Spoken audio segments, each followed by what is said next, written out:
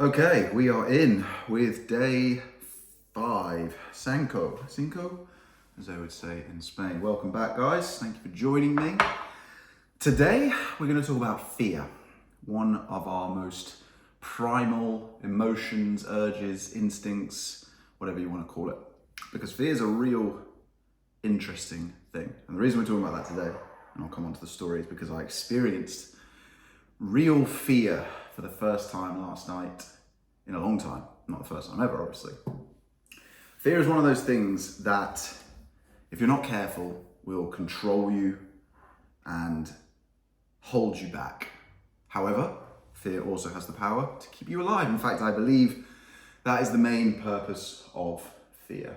It's our brain's response to danger to keep us from dying. Because that really is our brain's function, is to keep us alive. It's homeostasis, to keep us the same. It's one of the reasons why thin people find it hard to put weight on and why fat people find it hard to lose weight, because our brains like to keep us in a state of homeostasis, staying the same. And the minute it sees us moving out of that, it will fight back and cause hormonal responses which make you do the things that you normally do. Push your habits back in. Fear is one of those primal emotions that, if weaponized correctly, can control people, can be used to extract money from people, time, energy, really drags you down.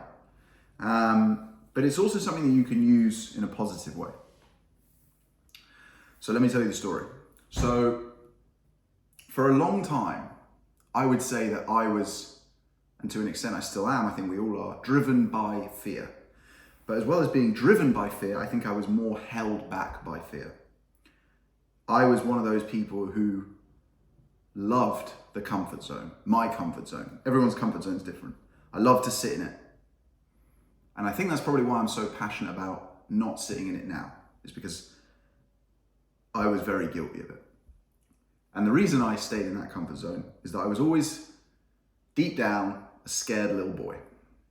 To be honest, didn't like taking risks, didn't like doing scary stuff, didn't like putting myself out there. And it's funny because I always considered myself introverted. I don't think I was.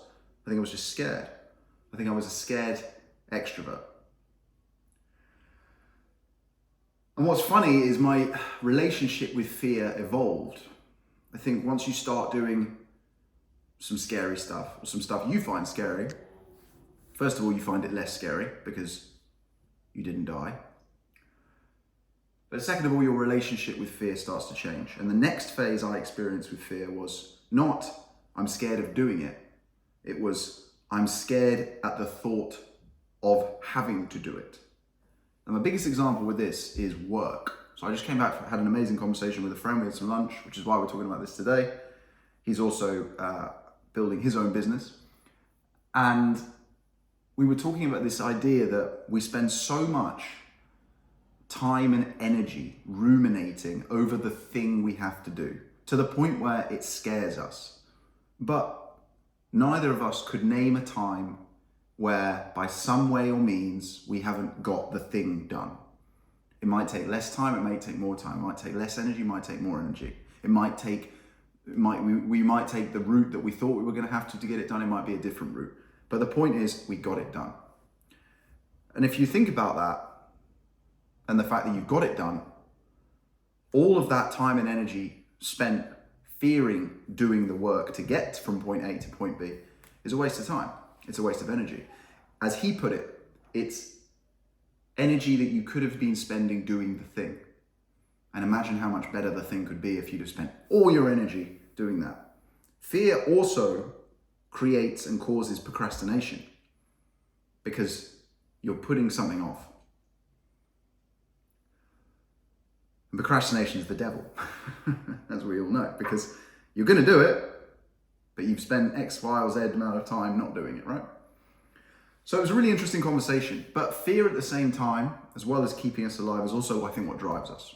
And this is what I mean about how you can control it, harvest it, harness it, maybe is the better word. Because if you can harness it and use it as a driver, then your potential is pretty unlimited. And what I mean by that is, if you change your perception of fear. So if I now look at something and I think, oh, you know when you get that feeling in your heart, it's almost like your chest goes slightly tight, you're a bit worried or scared of doing something. Now I look at it and think, oh, I should probably do it. Now, maybe that's a terrible idea. Luckily, I don't fear dumb stuff like running down motorways or putting my fingers in plug sockets, because they are dumb things, right? You should fear those, like touching hot stoves, right? But most of the stuff we fear isn't stuff that's going to kill us. And in fact, my first ever PT client, I say he was a client, he was a friend called Sam. Me and him used to have a thing.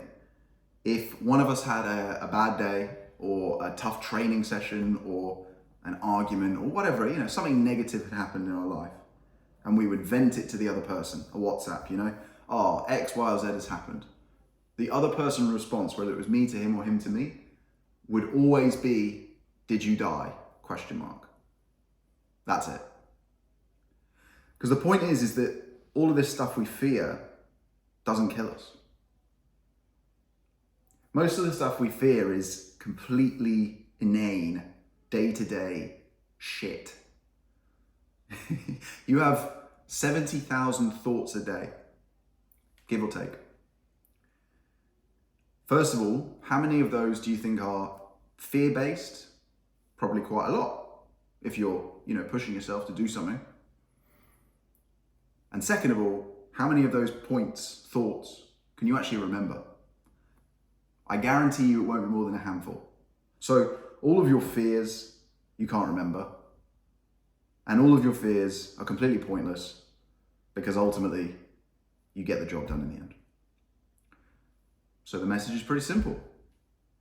Fear, kind of pointless if you let it consume you. However, if you use it as a primal driver, then it can drive you to insane levels of growth. So hopefully, in a roundabout way, that made sense. And I'll see you tomorrow.